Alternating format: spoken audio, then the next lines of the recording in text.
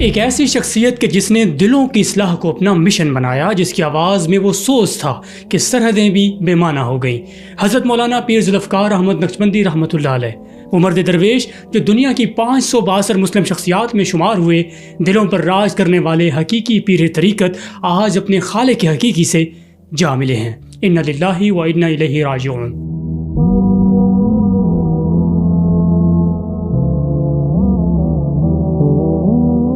مولانا پیر ذوالفقار نقشبندی کی پیدائش 1953 کو صوبہ پنجاب پاکستان کے شہر جھنگ میں کھرل خاندان میں ہوئی۔ ان کے والدین نہایت دیندار اور عبادت گزار تھے۔ گھر میں نماز تلاوت کا بڑا اہتمام تھا، یہاں تک کہ تہجد کی بھی پابندی ہوتی تھی۔ اپنی والدہ محترمہ کے بارے میں لکھتے ہیں کہ والدہ ماجدہ بھی پابند صوم و صلات تھیں۔ راکم جب اپنی 3 برس کی عمر کو پہنچا تو رات کے آخری پہر میں والدہ صاحبہ کو بستر پہ موجود پا کر اٹھ بیٹھتا تھا اور دیکھتا تھا کہ وہ سرہانے کی طرف مصلی بچھا کر نماز تہجد پڑھنے میں مشغول ہیں۔ راکم منتظر رہتا کہ نماز کب ختم ہوگی۔ والدہ صاحبہ نماز کے بعد دامن پھیلا کر اونچی آواز سے رو رو کر دعائیں مانگتی۔ راکم نے اپنی زندگی میں تہجد کے وقت جس قدر اپنی والدہ صاحبہ کو روتے دیکھا ہے، کسی اور کو اس قدر روتے نہیں دیکھا۔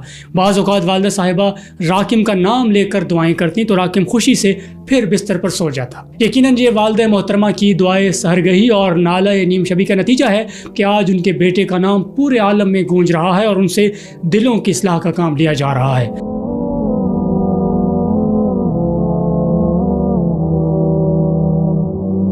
مولانا ذوالفقار احمد نقشبندی رحمۃ اللہ علیہ کی تعلیم اسکولوں اور کالجوں میں ہوئی۔ انہوں نے کئی عصری کورسز کیے۔ 1972 میں BSc الیکٹریکل انجینئر کی ڈگری حاصل کر کے اسی شعبے سے وابستہ ہو گئے۔ پہلے الیکٹریکل انجینئر بنے، پھر اسسٹنٹ الیکٹریکل انجینئر بنے، اس کے بعد چیف الیکٹریکل انجینئر بن گئے۔ جس زمانے میں وہ انجینئر بن رہے تھے اسی زمانے میں جمناسٹک، فٹ بال، سوئمنگ کے کیپٹن اور چیمپئن بھی رہے۔ ان حالات میں تصور بھی نہیں کیا جا سکتا تھا کہ کوئی طالب علم دین کی طرف مائل بھی ہو سکتا ہے، مگر یہ معجزہ ہوا۔ انہوں نے عصری تعلیم کے ساتھ ساتھ ناظرہ بھی پڑھا، ابتدائی دینیات، فارسی اور عربی کی کتابیں بھی پڑھیں، قرآن کریم بھی حفظ کیا، یہاں تک کہ جب وہ لاہور یونیورسٹی میں زیر تعلیم تھے ان کا تعلق عمدۃ الفقہ کے مصنف حضرت مولانا سید زوار حسین شاہ صاحب سے ہو گیا، جو نقشبندیہ سلسلے کے ایک صاحب نسبت بزرگ تھے۔ شیخ ذوالفقار احمد نے ان سے مکتوبات مجدد الفسانی سبکن پڑھی۔ ان کی وفات کے بعد وہ حضرت مرشد عالم خواجہ غلام حبیب نقشبندی مجددی رحمۃ اللہ علیہ کے دامن سے وابستہ ہو گئے۔ یہ 1980 کی بات ہے۔ 1983 میں خلافت سے سرفراز کیے گئے۔ اس دوران انہوں نے جامعہ رحمانیہ جہانیہ منڈی اور جامعہ قاسم العلوم ملتان سے دور حدیث کی اعزازی ڈگری بھی حاصل کی۔ اپنے مرشد کی وفات کے بعد وہ پوری طرح دین کے کاموں میں لگ گئے۔ کئی سال امریکہ میں گزار کر اب مستقل طور پر جھنگ میں مقیم تھے۔ لڑکوں اور لڑکیوں کے متعدد دینی ادارے ان کی سرپرستی اور اہتمام میں چل رہے ہیں۔ 50 سے زائد ملکوں کے اصلاحی اور تبلیغی دورے بھی کر چکے ہیں۔ دینی اور عصری علوم کی جامعیت پیر صاحب کی امتیازی خصوصیت تھی۔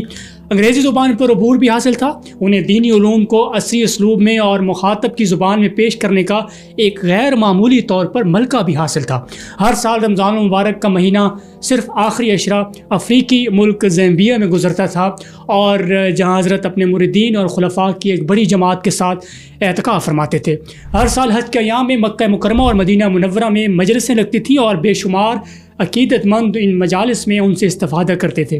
گویا سال کے 12 مہینے ان کا فیض جاری رہتا تھا۔ مولانا ذوالفقار احمد نقشبندی رحمۃ اللہ علیہ کو علماء دیوبند سے بڑی عقیدت تھی، اور یہ عقیدت ان کی ہر تقریر اور ہر تحریر سے جھلکتی تھی۔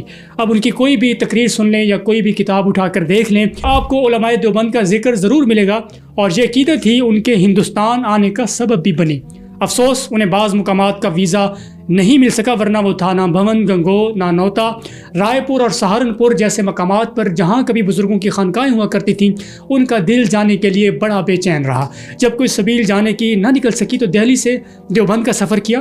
انہوں نے شاملی اور تھانہ بھون کے راستے سے یہ سفر طے کیا تاکہ اگر ان بستیوں میں اندر وہ نہ جا سکیں تو کم از کم ان بستیوں کے باہر سے تو گزر جائیں۔ علماء دیوبند کا ذکر کرتے تھے تو ان کے جذبات قابو میں نہ رہتے، خود بھی روتے اور سننے والوں کو بھی رلا دیتے۔ وہ بار بار کہتے کہ اکابر علماء دیوبند تو صحابہ اکرام رضی اللہ تعالیٰ عنہم اجمعین کی مقدس جماعت کے وہ افراد ہیں کہ جنہیں اللہ نے 1400 سال بعد پیدا فرمایا تاکہ لوگ دیکھ لیں کہ میرے حبیب صلی اللہ علیہ وسلم کے صحابہ ایسے ہوا کرتے تھے۔ پیر صاحب کی زبان میں تاثیر بہت تھی، تقریریں تو بہت سارے لوگ کرتے ہیں، گھنٹوں گھنٹوں کرتے ہیں، الفاظ کا سما باندھ دیتے ہیں، لیکن جب لوگ مجالس میں اٹھتے ہیں تو ان کے پلے کچھ بھی نہیں ہوتا، جیسے آئے تھے ویسے رخصت ہو جاتے ہیں۔ حضرت پیر صاحب کی خصوصیت یہ تھی کہ وہ عام سی سادہ سی بات کو اس سوز کے ساتھ کرتے کہ دل پر وہ اثر انداز ہو جاتی۔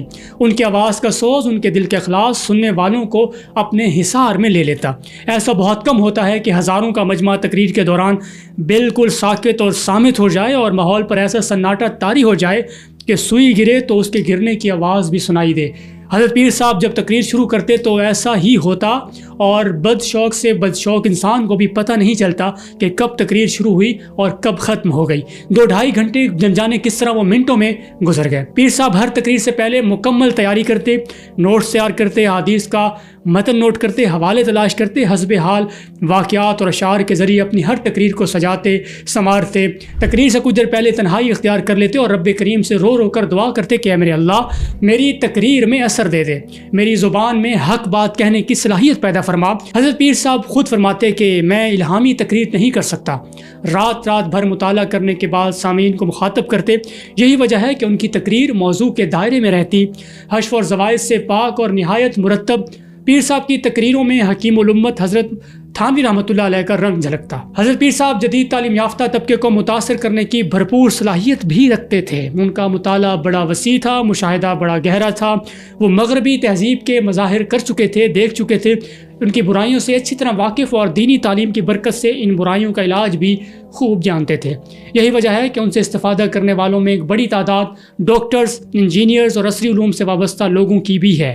یہ بات بھی حیرت انگیز ہے کہ جس قدر جدید تعلیم یافتہ طبقہ ان کی طرف بڑھ رہا تھا، اسی قدر دینی تعلیم سے وابستہ لوگ بھی ان کے دامن سے وابستہ ہو رہے تھے۔ آج سے چند سال پہلے انہیں کوئی جانتا بھی نہیں تھا، خاص طور پر ہندوستان میں تو ان سے کوئی واقف بھی نہیں تھا۔ 10-15 سال پہلے وہ کسی کے ساتھ دیوبند آئے اور گھوم پھر کر چلے گئے، نہ کسی نے ان کی آمد کا نوٹس لیا، نہ نظر بھر کے ان کی طرف دیکھا۔ اچانک ان کی شہرت کا سفر شروع ہوا اور جس طرح مشک کی خوشبو مہکتی ہے، اسی طرح ان کے وجود کی خوشبو مہکنے لگی۔ یہ خوشبو سرحدوں سے نکلی اور دور دور تک پھیل گئی۔ آج شاید ہی کوئی جگہ ایسی ہو جہاں یہ خوشبو نہ پہنچ رہی ہو یا نہ پہنچی ہو اور مشام جام کو معطر نہ کر رہی ہو۔